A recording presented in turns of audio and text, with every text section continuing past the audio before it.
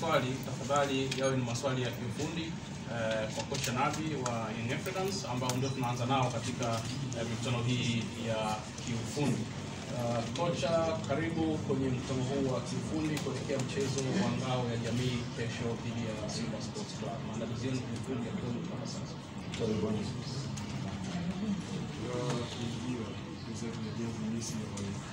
Vous êtes les bienvenus sur ces renseignements techniques. C'est très bien. Comment est votre préparation pour le match? Merci beaucoup. Merci pour votre présence. Je présente mes excuses d'avoir été en retard. Comme je suis venu d'équipe, j'ai traversé toute la vie. Donc, je m'excuse un peu d'avoir poussé là-bas. Anashukuru sana na pia anaomba msamaha kwa kuchelewa, sababu kutoka mbali huko Kibiji na pia foleni na mvua yote vimesababisha, so anaomba msamaha kwa wale ambao wamechelewa. Okay. Je pense donc pour le grand derby d'Afrique, c'est demain. J'insiste bien d'Afrique, le grand derby d'Afrique. C'est toujours une grande joie. Sincèrement, c'est une grande joie et une grande fierté d'avoir la chance, je dis bien une chance, de pouvoir faire partie d'un de deux coachs qui vont coacher ces derbys, à savoir donc, moi et mon collègue coach de Simba. J'ai dit c'est une fierté et c'est une grande chance parce que c'est un des plus beaux derbys d'Afrique. Il est exceptionnel par sa présentation, par sa présence, par son ambiance. Et avoir la chance de disputer, je crois, mon troisième derby ici en Tanzanie, c'est vraiment avoir une grande chance. Voilà cette première partie, après je continue pour le préparatif. Ok. Kwanza anafurahi sana kuwa sehemu ya makocha wawili ambao watacheza hiyo dabi ya kesho, ambao ni dabi kubwa Afrika, ambao watu wengi wanaitizama Afrika. Ana hiyo furaha ndani mwake kuwa mmoja katika sehemu ya hao makocha ambao watacheza dabi ya kesho. Ni dabi yake ya mara ya 3 kutoka jiunge na Yanga, na pia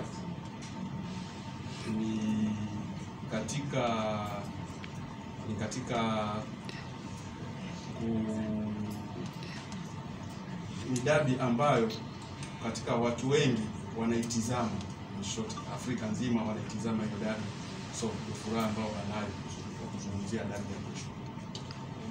Pour les préparatifs de ces derbys, il faut d'abord dire que ça reste un derby, mais c'est la super coupe de la Tanzanie, de la TFF, la super coupe. C'est un match très spécial qui vient avant le début du championnat, où toutes les équipes ne sont pas vraiment prêtes à 100%. Ils n'ont pas beaucoup de matchs dans le genre. C'est un match d'ouverture, d'avant-goût de championnat, mais en même temps c'est une coupe aussi, et c'est une finale où s'il y a un match nul par exemple, on va jouer des pénaltys. Donc c'est une vraie finale et c'est pas uniquement un derby. C'est ce qui donne plus comment dirais-je, c'est ce qui donne plus de passion à ces derbys. Je pense que nous autres, nous n'avons pas eu beaucoup de temps vraiment après notre retour du Nigeria de préparer ces matchs, mais je pense que c'est le cas.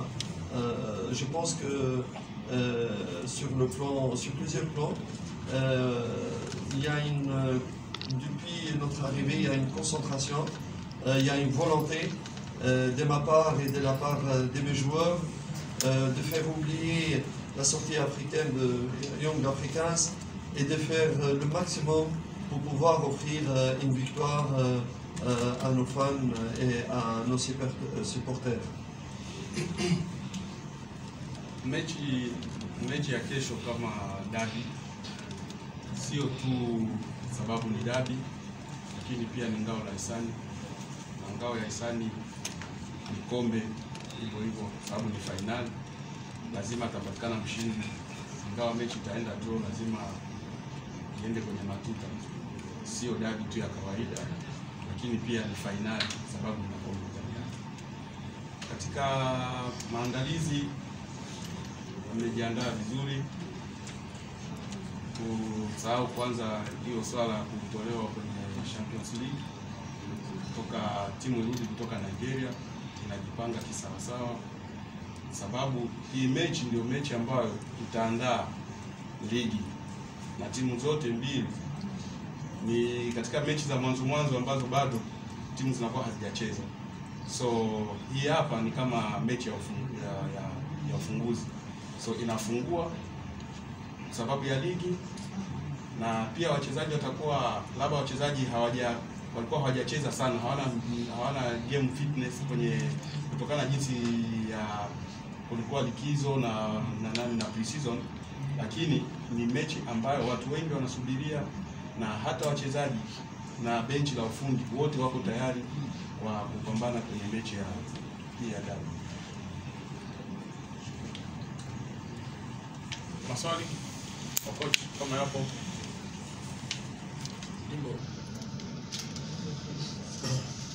Un coach, un directeur technique de Technico-Bench, il ne fait pas de promesses.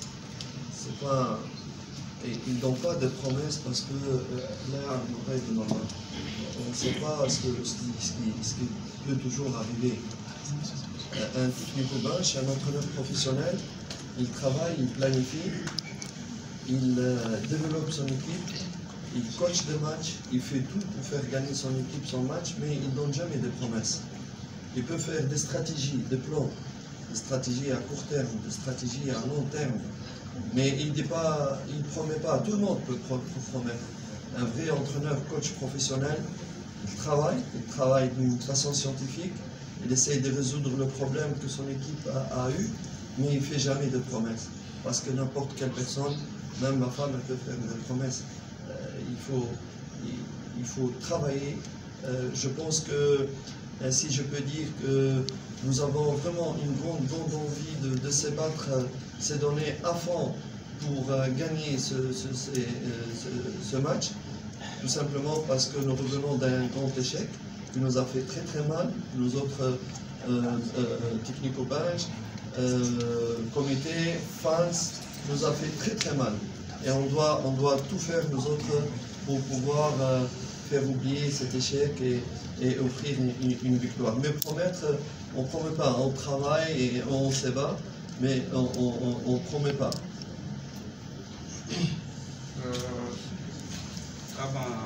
Kama kocha professional hawezi akaahidi, sababu mtu yoyote ana uwezo wa kuahidi mechi, isipokuwa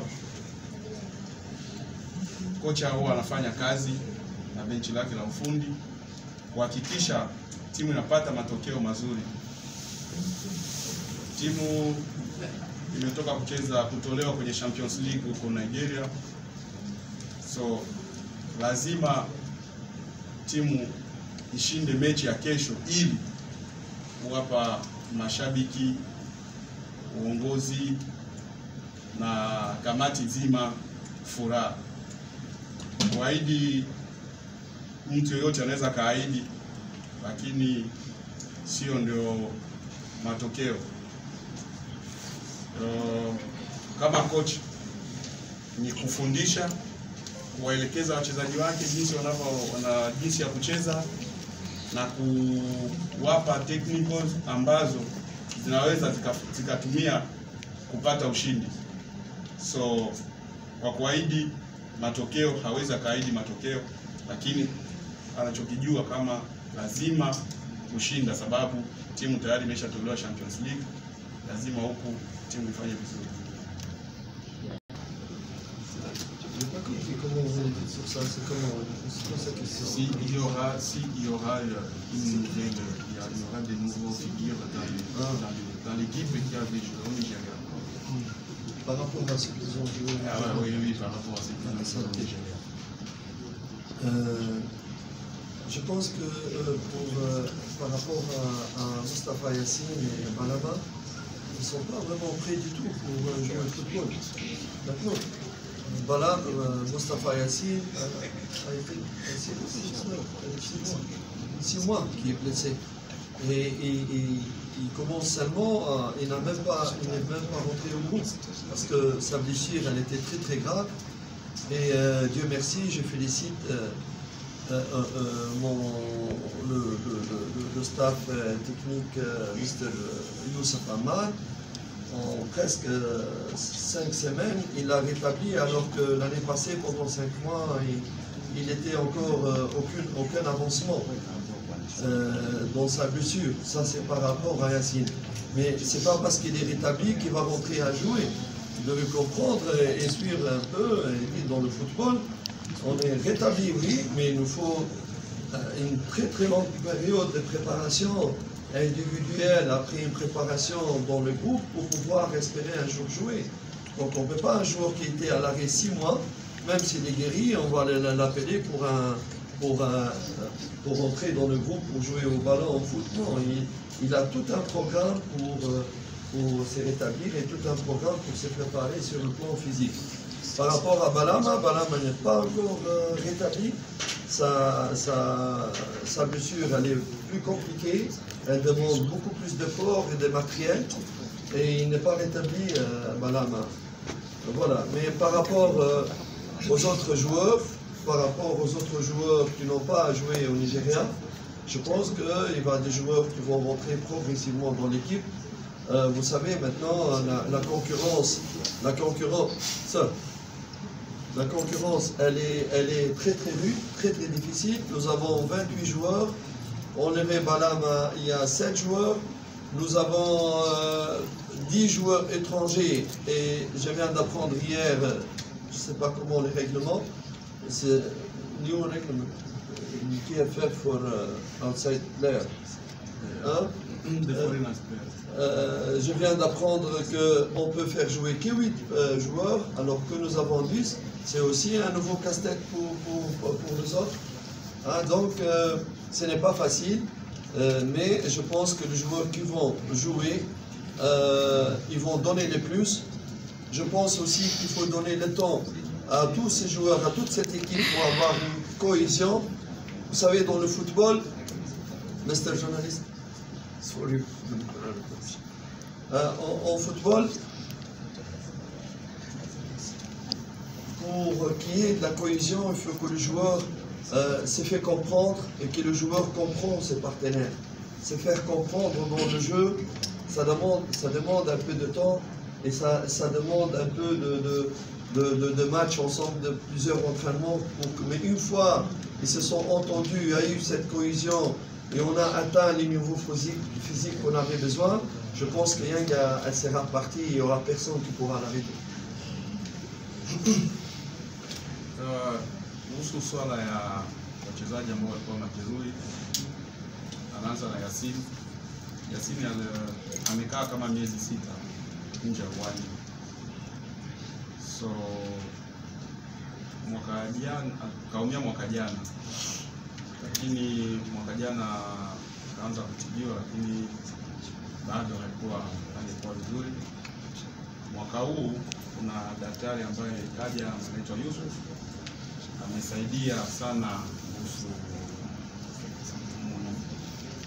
Yassine kaanza kulikava, na mchezaji ambaye amekaa kwa muda mrefu majeruhi, sio rahisi tu akianza kurudi lazima aingie moja kwa moja kwenye timu. So kuna nani zake ambazo huwa ana mazoezi binafsi. Baada ya mazoezi binafsi anawekewa physical preparation ya kwake mwenyewe, kisha taratibu anakuja na integrate kwenye timu. Swala ya Balama Mapinduzi nawaza ameumia karibia mwaka mzima kwa nje. So pia sio rahisi naye akirudi tu na arudi moja kwa moja kwenye timu. Isipokuwa naye pia anafuata plan za program za kwake, naye kidogo hadi atakapokuja kurudi. Pigizo jipya ambalo litaingia kwenye timu Ni kweli, sababu hapo tayari kuna ushindani ya namba. Kuna wachezaji kama 28 na sheria mpya ya TFF ambayo imetoa wachezaji wa kigeni 8 wanaweza kaanza kwenye first level. Tayari ni changamoto, sababu kuna wachezaji wa kigeni 10 ambao inabidi kuangalia jinsi ya kuwachezesha. Ni changamoto. Ila wataingia kama watapambana. Yule ambaye atakapambania namba yake ataingia kwenye kikosi.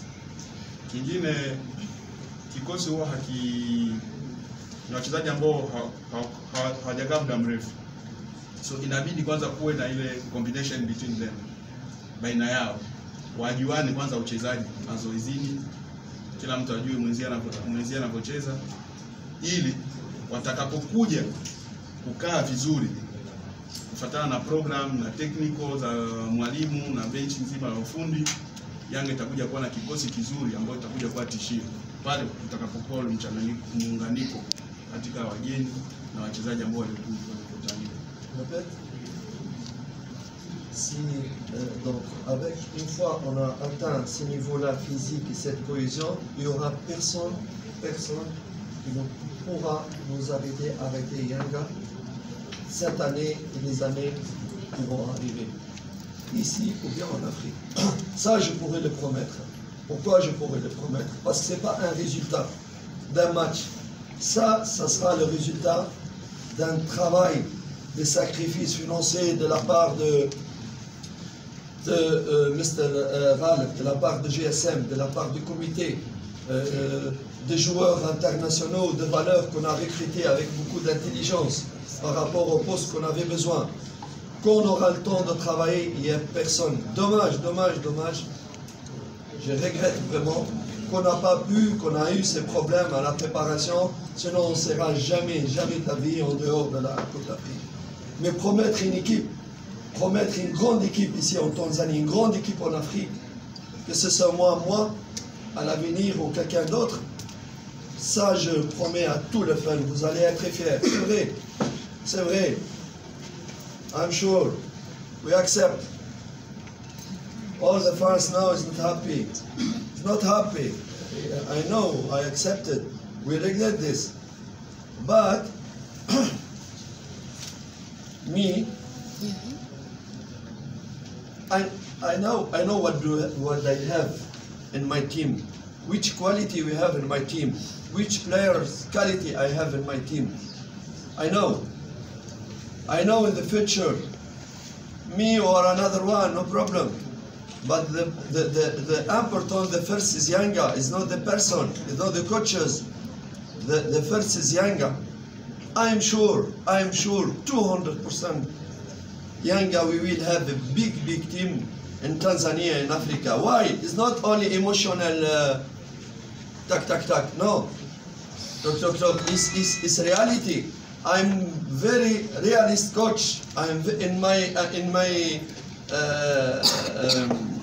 comment dirais-je? In my career. In my career, all people know me. I'm a realist coach. I don't promise anything. Yes, no. Example. Me, I come only this interview, and yesterday we give one interview with Azam TV. Without that, I don't like the show. I don't like good media. I don't like the stars. No, me, I'm the man for the pitch, for football only. No studio, no newspaper, no. This is my job. I like him too much. But if we promise, never we promise result, because the result is God, it's Allah subhanahu wa ta'ala. But we promise, I know, this is, we are a big hotel here, huh? 5-star here? 5-star. Okay. This is, we are in 5-star. The chief for the kitchen here, I'm sure he's a big chief. If you give him the ingredient,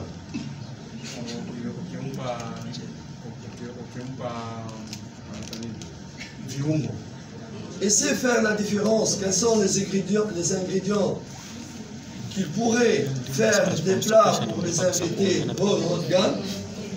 Et c'est faire la différence si tu lui donnes des ingrédients qui ne peut pas faire grand chose avec ces plats, qu'il faut quelque chose.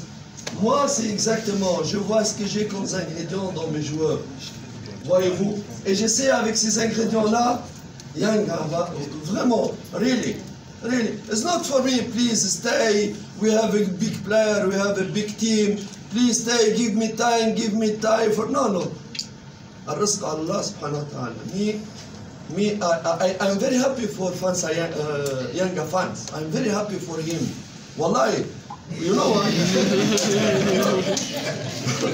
No, I'm very happy for him because he will have a big team. Now have a big team. Only stay little time for this player before he's reading. Okay, that's fine.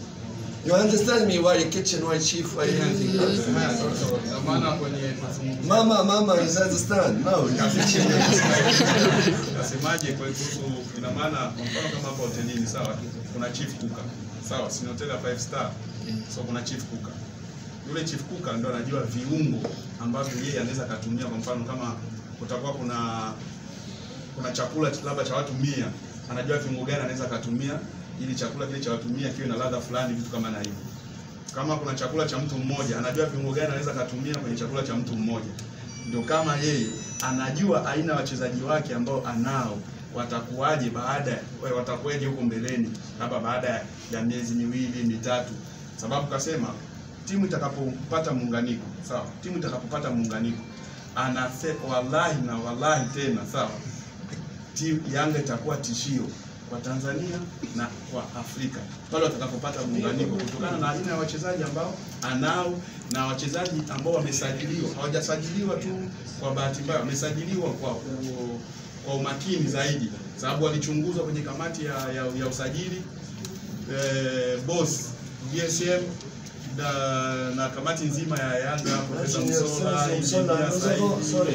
Nous avons travaillé très dur pendant que tout le monde s'est arrêté pour avoir un recrutement intelligent. Mr. GSM, beaucoup de sacrifices financiers. Engineer Herzi, Senzo, Dr. Msola, all together for building a big team. Inshallah in Africa. Waliungana nani boss GSM katoa hela nyingi sana kwa kusajili wale wachezaji ambao wamewasajili. Kamati ya usajili na yeye mmoja hapo akiwemo Dr. Msola, kuna Senzo, kuna engineer Eri Saidi. So wamefanya usajili ambao ni mkubwa. Na ule usajili mkubwa utakuja kwa pamoja, utakuja kuonekana pale ambapo timu ikipata tu muunganiko pamoja. Basi mashabiki wa Yanga mtafurahi sana. Vous savez, c'est vraiment, je suis enthousiaste pour l'avenir de Yanga. Yanga, c'est un club spécial. C'est un club, c'est une source de bonheur pour tout le peuple tanzanien. Vous allez me dire, non, comment une source de bonheur pour tout le peuple tanzanien, puisqu'il y a 30 millions et quelques qui sont fans de Yanga et le reste sont fans de Simba. Mais je dirais que quand Yanga elle gagne, elle rend heureux 30 millions ou plus de supporters. Mais quand Yanga lose, elle rend aussi la deuxième moitié du peuple aussi heureux. C'est ce qui fait aussi la spécialité de Yanga. C'est très spécial. Tasema Yanga ni timu kubwa Tanzania na Afrika na ni timu special. Kwa nini nasema ni timu special? Sababu mashabiki milioni 30 wa Yanga na kuendelea. Yanga ikishinda milioni 30 na kuendelea wanafurahi. Ndio special wake. Yanga ikipoteza wale wengine hawako kwenye milioni 30 wanafurahi. So Yanga anapopata matokeo mazuri, Tanzania nzima inakuwa imefurahi. So Yanga ni chanzo ya furaha ya football ya Tanzania. Sababu kifurahi wanafurahi kwa wengi, wakiumia wanaumia wachache. Thank you. Asante. Asante sana.